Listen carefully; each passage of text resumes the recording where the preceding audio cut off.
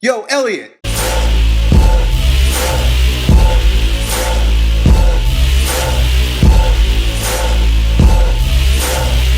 Hey, we got a question from our buddy Cameron about how long he should rest or deload right before going into a strongman competition. Really good question, and I have a strong opinion about this because I was a professional strongman. I did strongman for many years.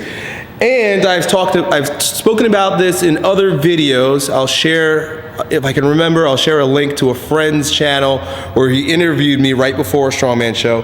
And I've created a program all about my strongman training routine. It's called Hybrid Strongman Training. If I remember, I'll put a link down below.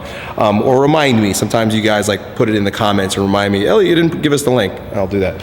Now, here, I'll tell you my exact periodization with regard to contest prep. I would start thinking about this about 6 weeks in advance, right? And I would go 3 weeks, right? For 3 weeks on, first week would be, if I can remember correctly, be high intensity, high volume. So that basically means like 5 sets of 5 on my competition lifts, right? Then I'd lower the volume some and do like intermediate volume, intermediate intensity, right? So maybe like 3 sets of 3, right? So 5 sets of 5, 3 sets of 3. Mind you, we're 6 weeks out, so I'll show you again.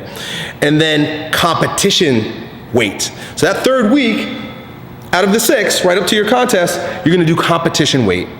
You're gonna, whatever it is that you're gonna compete in, you make sure that you have all the equipment, and you go and you just do it once. Pretend like the actual competition is happening. So say there are 4 events, 6 events, you just do all 6 events as if it's like it's the show day. So the intensity is very, very high because it's what you're doing, you're competing in, but the volume's low. You're doing 1 fucking set. Then a full week off, right? Hopefully I'm doing this right. It's off the top of my head. Then so that the 4th week is a full week off. You don't do nothing. When I say a week off, I mean you don't touch weights at all. This is the way I used to do it. I don't touch shit. I might foam roll, I might get a massage, I might stretch, but I'm not weightlifting.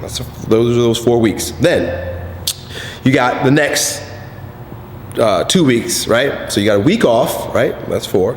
Then this one, the 5th one, right? So 1, 2, 3. I like to give visuals, right? So this is the 5th one. This is the 5th one. This one, you go competition speed again, right? You got that? 1, 2, 3, this one, and then this one. So this one is off, this one is competition speed. Then you take another week off, and this is the week that adds up, that leads up to your competition. So it's this weekend that you've got your competition, right? You take that week off.